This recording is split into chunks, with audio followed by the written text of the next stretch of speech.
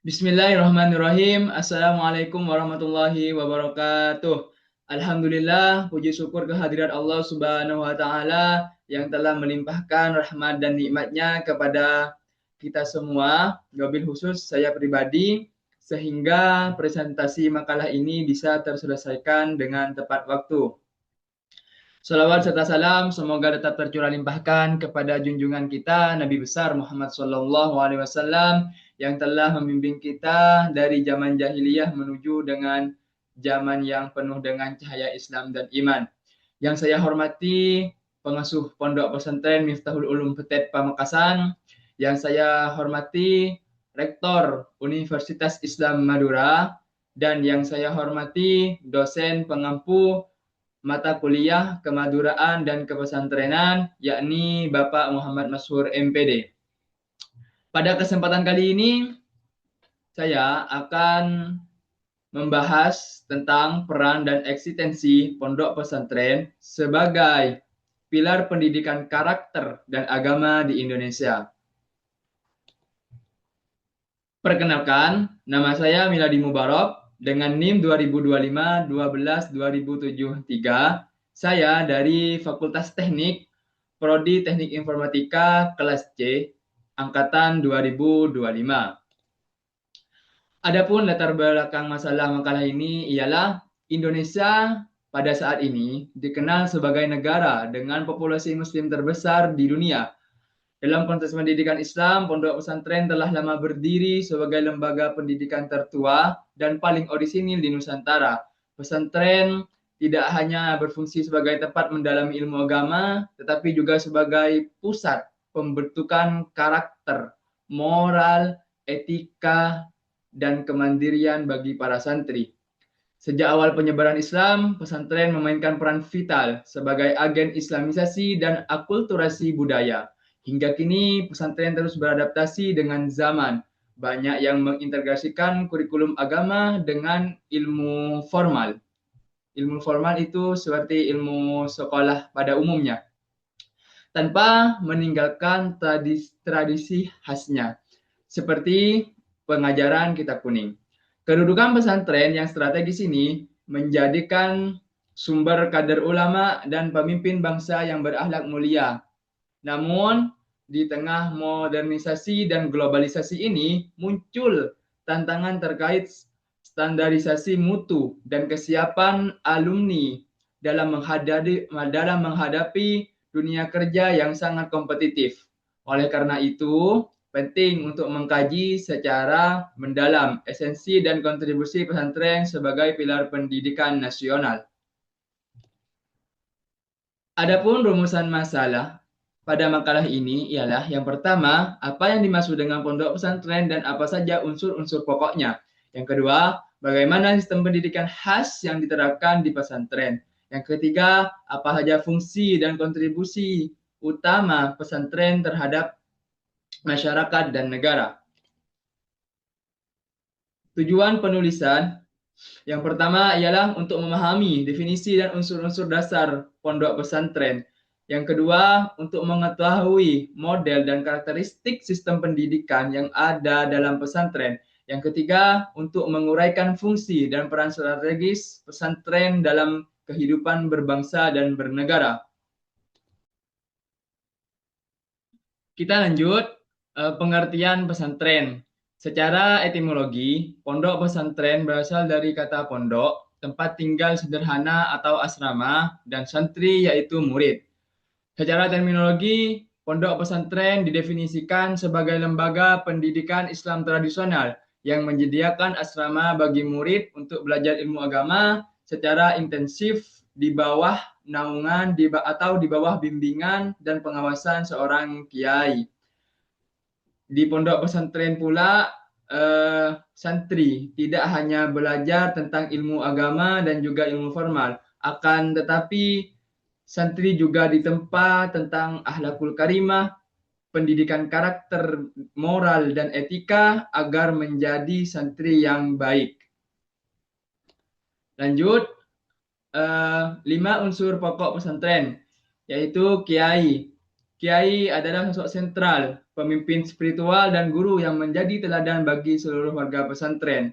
Kiai menjadi seorang pemimpin dalam menentukan arah berkembangnya suatu pondok pesantren. Yang kedua yaitu santri. Santri adalah murid yang menetap atau pulang pergi yang tujuan utamanya adalah mendalami ilmu agama. Yang ketiga adalah masjid musalla. Masjid musalla ini sebagai tempat ibadah, tempat para santri itu melakukan kegiatan belajar mengajar juga bisa di dalam masjid atau musala tersebut, dan juga sebagai forum interaksi keagamaan. Yang keempat, pondok atau asrama. Pondok atau asrama ini adalah sebuah tempat tinggal yang dikhususkan untuk para santri yang mukim, yaitu yang menetap di sana. Di dalamnya terdapat kesederhanaan dan kemandirian sehingga dapat membentuk karakter santri yang hebat. Yang kelima yaitu pengajaran kitab kuning. Kajian mendalam ilmu-ilmu keislaman klasik seperti fikih, tafsir, hadis, akidah, tasawuf, dan terutama bahasa Arab serta nahwu dan sorof yang diajarkan pondok pesantren menggunakan kitab-kitab ulama terdahulu. Lanjut, sistem pendidikan dan kurikulum khas. Metode pembelajaran tradisional, yaitu yang pertama, bandungan atau wetonan. Bandungan atau wetonan, yaitu kiai membacakan dan menerjemahkan serta menjelaskan isi kitab kepada santri secara kolektif. Jadi secara bersama-sama. Jadi kiai itu membacakan kitabnya, menerjemahkan dan menjelaskan kepada santri-santrinya secara bersamaan. Kemudian santrinya itu menyimak dan mencatat penjelasan dari kiai tersebut. Yang kedua adalah sorogan. Santri maju secara individual untuk membacakan kitab di hadapan kiai atau ustadz, atau bisa juga menyetorkan hafalan dan memungkinkan interaksi dan koreksi yang personal. Yang ketiga adalah musyawarah atau batsul masail. Ini adalah suatu forum diskusi yang digunakan untuk memecahkan masalah keagamaan atau isu kontemporer berdasarkan rujukan kitab kuning.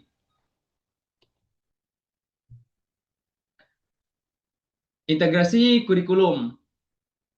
Pondok pesantren dibagi menjadi dua, yaitu pondok pesantren salaf, yang kedua adalah pondok pesantren modern.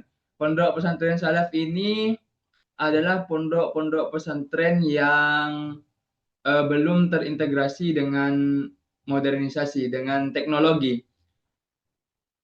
Pondok pesantren salaf adalah fokus penuh pada pengajaran kitab kuning dan tidak terikat pada kurikulum sekolah formal atau kurikulum pemerintah. Jadi mereka mempunyai kurikulum tersendiri untuk diajarkan kepada murid-muridnya atau kepada santri-santrinya.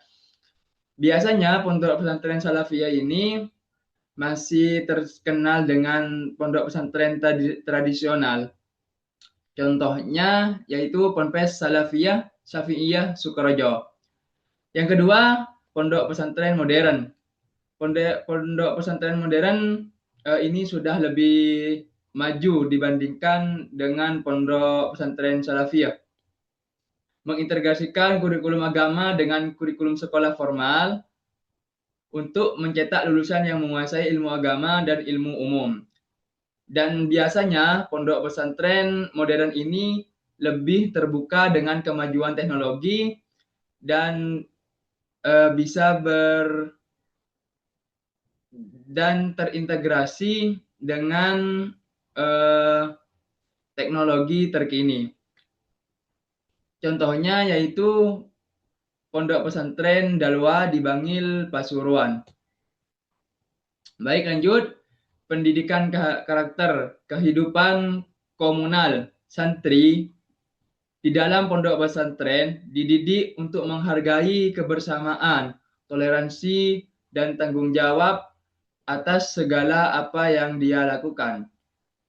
Yang kedua adalah keteladanan kiai. Kiai dan ustadz menjadi panutan hidup sehari-hari. Mereka eh, selalu menjadikan kiai atau ustadz sebagai patokan karakter, sebagai patokan bagaimana berakhlak yang baik dan benar. Yang ketiga adalah riyadah, latihan spiritual. Aktivitas rutin seperti puasa sunnah, sholat berjamaah, dan mengaji tengah malam. Fungsi dan kontribusi pesantren bagi bangsa. Yang pertama, kontribusi keagamaan. Pesantren adalah pusat pewarisan tradisi, keilmuan Islam, dan kaderisasi ulama. Banyak pemimpin-pemimpin hebat terlahir dari pesantren. Mereka berfungsi sebagai garda terdepan dalam menjaga akidah umat serta menyebarkan pemahaman-pemahaman Islam yang moderat, toleran, dan sesuai dengan budaya Islam lokal, yaitu Islam Nusantara. Yang kedua, kontribusi sosial dan ekonomi.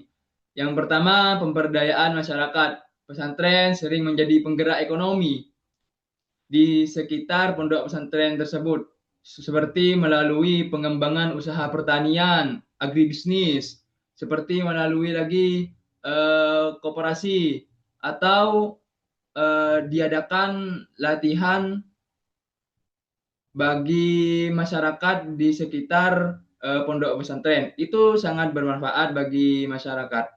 Yang kedua adalah pendidikan murah. Pesantren memberikan akses pendidikan yang terjangkau bagi semua kalangan, terutama bagi keluarga kurang mampu. Di pondok pesantren,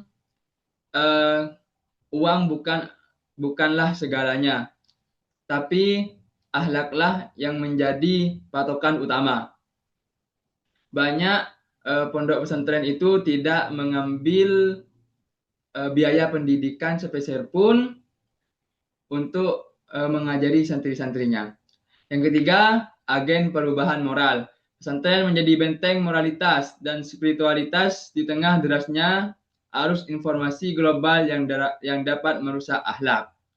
Dengan ditempanya karakter dan moral, etika santri itu di dalam pesantren, dia akan bisa memfilter apa yang baik dan apa yang buruk. Dengan adanya filter tersebut, dia bisa menjaga dirinya dan juga bisa menjaga orang di sekitarnya, dan yang lebih luas lagi bisa menjaga bangsanya sendiri. Kontribusi politik dan nasionalisme. Penanaman nasionalisme. Sejak masa penjajahan, pesantren menanamkan semangat hubbul waton minal iman. Cinta tanah air adalah bagian dari iman, melahirkan banyak tokoh dan pejuang kemerdekaan. Perlu kita ketahui, pada saat dahulu, pada saat penjajahan, pesantren juga ikut andil di dalam mempertahankan dan merebutkan NKRI. Banyak pejuang-pejuang dahulu kita berasal dari pondok pesantren. Yang ketiga, penjaga persatuan. Pesantren secara aktif terlibat dalam menjaga kerukunan antar umat beragama dan menentang paham-paham radikal yang mengancam keutuhan NKRI. Lulusannya banyak yang menjadi pemimpin di berbagai sektor, baik pemerintahan maupun swasta. Terkadang orang itu menilai bahwasannya ketika kita keluaran dari pondok pesantren, kita itu dianggap remeh, kita itu tidak bisa memimpin, kita itu tidak bisa terjun ke masyarakat, kita itu tidak bisa berkembang. Jangan salah, banyak pemimpin-pemimpin besar lahirnya dari pondok pesantren. Karena apa? Itu kembali kepada manusianya sendiri. Dia mau apa tidak untuk terus berkembang dan menjadi yang terbaik. Dengan diajarnya kemandirian di pesantren, karakter itu tumbuh, karakter pantang menyerah dan tak pernah putus asa itu tumbuh dengan seiringnya waktu. Sehingga apa yang dicita-citakan oleh seseorang yang alumni pesantren itu bisa tercapai.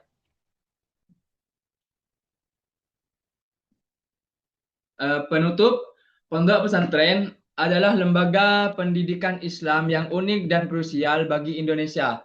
Fungsinya melampaui sekedar transfer ilmu, baik ilmu pengetahuan ataupun ilmu ilmu agama. Di dalam pesantren, santri itu ditempa untuk menjadi pribadi yang baik, memiliki moral yang baik, memiliki kemandirian dan pemberdayaan sosial. Dengan 5 unsur pokoknya, yaitu kiai, santri, pondok, masjid, dan pengajaran kitab kuning, pesantren berhasil mencetak generasi yang memiliki kedalaman ilmu agama dan integritas diri yang tinggi, meskipun menghadapi tantangan modernisasi dan globalisasi. Pesantren terus beradaptasi dan berinovasi sehingga tetap relevan dan menjadi aset penting bagi masa depan bangsa Indonesia.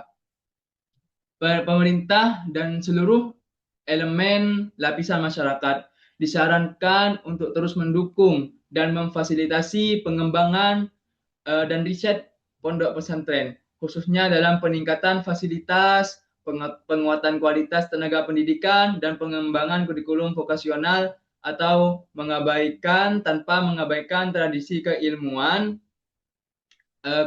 Islam yang autentik seperti ciri khasnya sendiri. Dengan demikian, pesantren dapat berperan aktif dalam mencetak sumber daya manusia yang unggul, yang beriman, berakhlak, dan berintegritas, dan memiliki daya saing global. Sekian presentasi yang dapat saya sampaikan. Kurang lebihnya mohon maaf. Apabila ada kekurangan, itu murni dari ketidakmampuan saya pribadi. Apabila ada kelebihan, itu murni dari Allah Subhanahu wa taala. Sekian dari saya, kurang lebihnya mohon maaf. Ihdinas siratal mustaqim. Wassalamualaikum warahmatullahi wabarakatuh.